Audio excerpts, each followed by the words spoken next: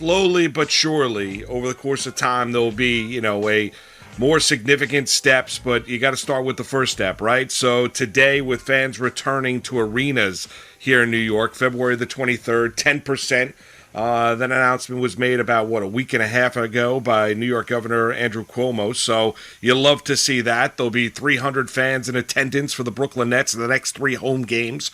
That's where they've capped it off, and they've made that decision. The Knicks are going for the full 10% at Madison Square Garden. And for hockey games and for Islander games and for Ranger games, I mean, this is a positive here moving forward, and it's a good day because you've got to take the mini wins, and today is a significant date, and you're going to take the mini win, even though it's only 10%, even though 300 fans are going to watch the Brooklyn Nets tonight. At least fans are being allowed back in the arena, and you obviously have to go through the health and safety protocols. You got to have the negative COVID test within 72 hours of attendance, different in New York as compared to Jersey, as Governor Phil Murphy joined us yesterday in the 11 o'clock hour and made the announcement that Jersey is going to begin that next week, 6 a.m. March the 1st. But today, significant here in New York. Moose, it's been 352 days since a fan, was able to attend a sporting event in New York City and in New York. I mean, that's just wild.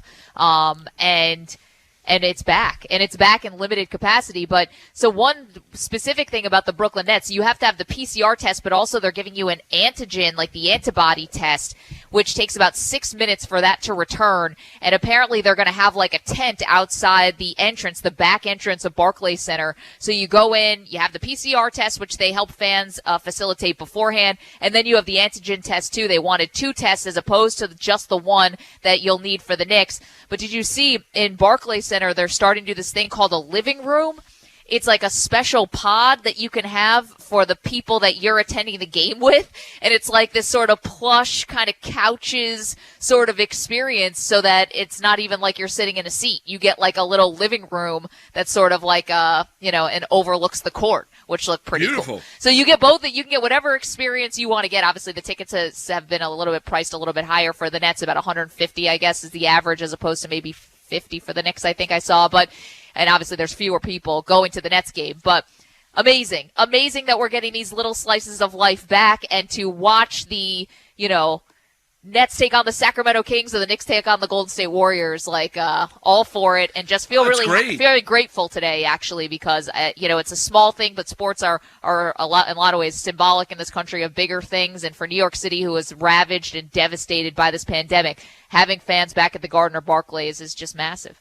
Yeah, and if you can go, you're a lucky duck, right? So if you're a Knicks season ticket holder and you're able to go to a Knicks game, that's great. If you can afford to go, I think the low water mark for Knicks prices when they made their announcement was $50. So a little bit more expensive to go to a Brooklyn Nets game, but you're still going to be able to go and get a little bit of a feel of a return to normalcy, where you're able to stretch your legs a little bit, get out of the confinement. We understand why we're going through all of this, and it's been a surreal last 12 months. There's no doubt. But to have that coming back into play, and to have that now today, and you're dead on correct when you look at the role that sports does play. I mean, it is a diversionary tactic. We're watching games every single night. You're sitting at home. You're watching games if you're a huge sports fan. You're listening to this radio station day in and day out, reacting to what transpired the night before.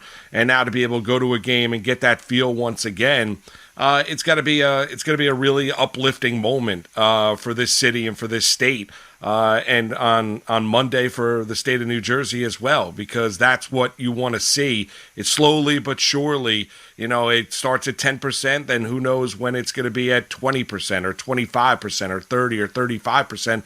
That's later on down the line, but you got to start early, and you got to start small, and that is and be responsible with it, and that's exactly what you're seeing today. It's a huge day.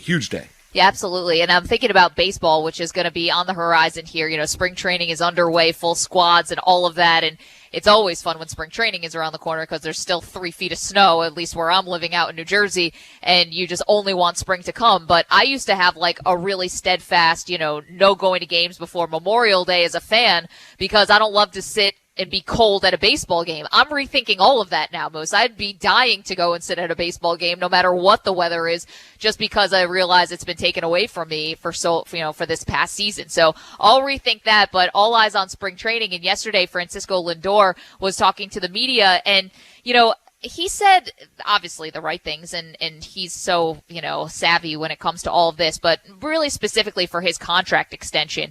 And, he said, listen, I've never been afraid of doing an extension. I've never been afraid of free agency.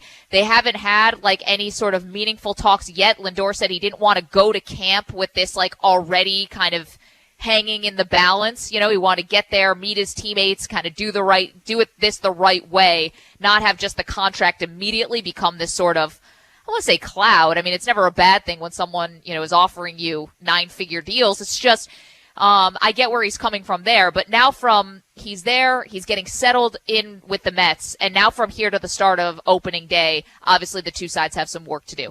And I'm looking at this from Francisco Lindor's point of view. Right, you have a guy, unbelievable talent, was $100 million reportedly apart from what the Cleveland baseball team was offering as opposed to what he was looking for. If he starts negotiating here with the Mets and you are looking for the total amount or the average annual value, whatever is, so important to him, whether it's the years, the average annual value, if you can get to the right things in terms of, I don't know if there's going to be any deferred money. I don't know what kind of outs he's be looking for. I don't know if he wants a no trade clause. All those sort of other ancillary things that go into one of these contracts. If I'm Lindor and the Mets come to me and they're offering me like 10 for $320 million. Or they're offering me 11 years for $330 million. I'm taking that deal. I'm taking that deal. And this is not one of those like, oh, I'm the player, so I'm just so grateful to be handed this contract and I'm going to devalue, and take less than I wanted to. No. I'm not saying that at all. I'm looking at the landscape here, right? You have Lindor, who could have this opportunity now if the Mets meet him at the right spot with the dollars and with the years. You have an uncertain labor situation that's going to start at the end of this year. Lindor, by the way, a player rep, so he understands exactly what's going on. He doesn't have head in the sand about what could be down the road with the players union, and the league. You have teams all over baseball, including big market teams, who are shedding payroll. Like the Cubs, like the Boston Red Sox. They don't look like these are teams that are going to be like lining up. Are they going to be giving out $300 million contracts, $300 million contracts in a year? Like, are these effects of the pandemic going to be so short, or are they actually going to be long term? And then you look at the other shortstops who are going to be in the class of 2022. Ask yourself, how many other teams are going to be handing out $300 million contracts? And, oh, by the way, like the Mets have shown that they're going to have a commitment to winning. So you can take a $300 million deal and be the highest paid guy in a small market team. Ask Giancarlo Stanton how that feels. Because he couldn't wait to get out of Miami because they had to trade everyone else and him eventually because they had new ownership and they couldn't afford to pay anybody and they did a complete teardown. So, like, for so many reasons, this makes sense to me from Lindor's point of view. If the Mets come correct with a $310 or $320 million offer, like that is by no means insulting. That would put him at, if you do 10 for $320 million, you're talking about $32 million average annual value. That makes him third in baseball. I mean, that's a deal that I'm taking if I'm Francisco Lindor. Yeah, probably. But I don't know if the Mets are going to give him or are going to offer him $320 million. I mean, so because of everything that you just mentioned. So if you're the Mets, do you have to, because of the marketplace that shortstops are going to have next offseason, Lindor coming off a down year, the uncertainty of the financial future, do you have to overpay for Francisco Lindor if you're the Mets? Is that overpay? Do you have to give him $320 million? Do you have to give him $330 million? Do you have to give him that kind of or caliber of contract? Because the Mets are also, they're operating a business too, right? So I know Cohen talked about the fact that he's at .72. Listen, I don't disagree with your argument or your assessment of the marketplace for Lindor because you'd rather have, and if they offer him $330 million, I would think that he he would take that deal. Yeah, I think that's a fair assessment. I don't think there's anybody that's going to call up and disagree and say Lindor is going to turn that contract down. The question is that the initial offer from the Mets, or are they looking at everything that you just mentioned and saying, well, do we really need to offer Francisco Lindor $330 million? Is that the need? Because could we then go and bring in another shortstop next offseason in free agency? Could we bring in Carlos Correa? Could we bring in, there's 3 or 4 shortstops that are going to be out there. Could we go that route instead of now spending on Lindor now and giving him $330 for everything that you just mentioned? You could make the argument the opposite way and say, well, the Mets don't necessarily have to be super aggressive right now. It's really their choice what they decide to do, because Luke Scott's saying that Zach Scott saying that he would like to get the contract negotiations going sooner rather than later. The Mets made it perfectly clear they were willing to make this trade if it ended up being just a one-year deal, which I call nonsense on. But I don't know if the Mets are going to be at $330. I'd agree with you that he'd probably take that deal if they offered it to him, but I don't know if that's what the Mets offer is going to be. Yeah, but if they wait until next year with one of these other shortstops, like, what makes you think that they're not going to be looking for $300 million deals, right? Like, it could be, you could end up spending. You're either going to spend now, and listen, that contract's not going to kick in until next year anyway. But where's the marketplace there? Like you just went through, there's the haves and the have-nots in Major League Baseball. Right. Where's the marketplace for those shortstops that each and every one of them are going to get $300+ million deals? There really isn't. I would rather go in, like we've seen even this year with free agency and with the Mets. And, whatever plans they had going into free agency were not the plans that they left and are going into spring training with. Free agency can be such a crapshoot. I would rather have the certainty of being able to sign Lindor now and being able to get that deal done, knowing that, rather than having to wait until next year, hoping that that you're going to sign somebody and you're going to theoretically get them on the cheap. To me, if I'm the Mets, maybe getting a guy for $20 million less, that to me doesn't make sense. Just like if I'm Lindor, if I'm $10 million apart or $15 million apart on what I think I was going to get versus what the Mets are going to offer, I'm taking the bird in the hand versus 2 in the bush there, knowing that I am now locked up and I am at a competitive, not just competitive, top of the market. And if I'm the Mets, I'm doing this for the certainty of it because I don't know. But you don't know, right? But I also don't know about Lindor also coming off a bad year. He did come off a bad year with Cleveland. He's not coming off a high water mark type of year. It is a contract season for Francisco Lindor. There's unknowns about him in the National League, unknowns about him in New York, unknowns about him bouncing back in 2021. Listen, I think he will. I'm just taking it from a vantage point from a Mets perspective where I've got the richest owner in all of Major League Baseball. I'm never out of play. Why would any agent or player ever take me off their list? They wouldn't. Because I don't want to get used again? That's the advantageous position that I am in if I'm the Mets. I don't have to kowtow right now. I don't have to buck up right now. I can see if Lindor maybe would rather take a deal that's on the cheap because I've got the richest owner in all of Major League Baseball. I decided not to, Trevor Bauer used me. We went down the list of what happened this offseason. We don't need to regurgitate all that information, but I've got the wealthiest owner in all of Major League Baseball. No agent or player who's looking to make the most amount of money is ever going to take me off their list. I'm never going to be off a list. That's the change when Cohen took over ownership here. So whether I get a deal done now with Lindor or whether I get a deal done after the season with Francisco Lindor, or if I don't get a deal done with Lindor and I go attacking and bring in another free agent, I'm always going to be in play. Lindor's never going to take me off the list unless he completely hates it here in New York. And then you know what? Goodbye, good riddance. And he'll go play someplace else because maybe New York. I don't think that's the case. But my point is that the Mets will never be out of play.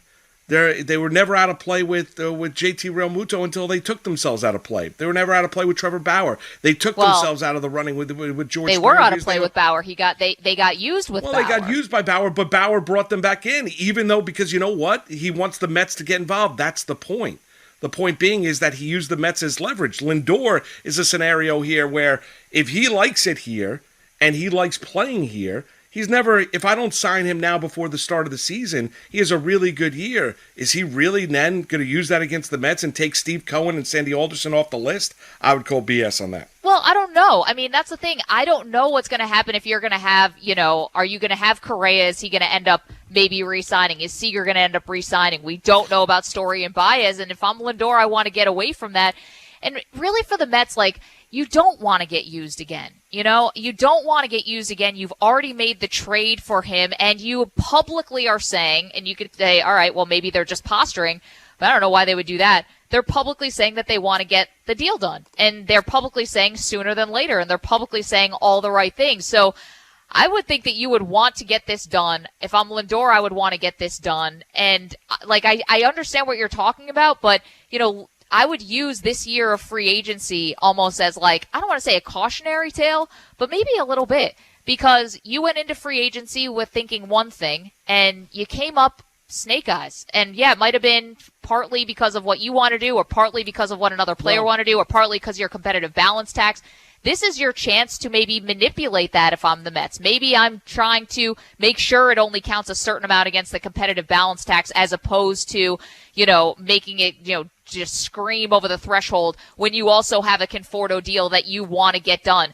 This is your opportunity to try to make it work in the way you want it to. You go next year and you lose some of that leverage. I really think that, because you're going to have these shortstops competing with each other, and you might not be able to get the guy you want. Okay, getting the deal done that you want to is giving Lindor $330 million. Do you think that's putting the Mets in an advantageous position as an organization? Well, you trade for Lindor with the idea and being public about re-signing him. I think you already acknowledged that you are going over $300 million. And so whether it's 10, 20, or 30, haven't you already kind of shown that you are going to be sort of dining in that section, if we want to go back to one of Sandy's, tired analogies? Well, I don't know. I mean, I'm not so sure about that. I don't know, because Sandy's not one that overpays. I mean, he's just not. I mean, he chose not to for George Springer. I mean, he really didn't. He was, there's been a reluctancy in the past. That's what made it so different this go around, is that Sandy doesn't have one arm tied behind his back, and he's able to operate this organization with a free spending owner in Steve Cohen. I'm not telling you that. Yeah, but the only thing about that is Springer, you're not sure how many years Springer. I'm not saying you're not sure how many Lindor, years Springer is going to play a premium position. You thought maybe he could play center field for the next 2 years, maybe 3. Lindor's going to play shortstop for the next 10 years. So it's a premium position, which you'd be willing to pay more for. Hold on a second. My argument is not re-signing Francisco Lindor. My argument is, or my position is, that if you're the Mets, you're in a position of strength. You're not in a position of weakness. You're in a position of strength. I was saying that you're talking about Sandy not signing guys. Hold on a second. The market for the shortstops next season is robust. Next offseason. There is wide speculation that is going to be an absolute war between the Players Association and the owner with a new CBA.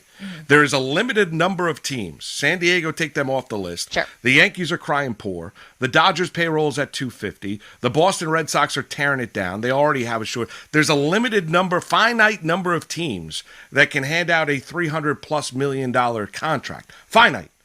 Small amount of teams that can go do that. Now, if I'm the Mets, reading the marketplace, Lindor coming off a down year, reading the marketplace, do I now have to go above and beyond for Francisco Lindor in a contract offer with all that in mind? Okay, but my answer to that would probably be no, I do not. But because I'm also coming from a position where I have the wealthiest owner in all of Major League Baseball. The Mets are in a position of strength, not weakness when it comes to Lindor. No, I think they're in a position of strength also because they can try, if they want to work with Lindor before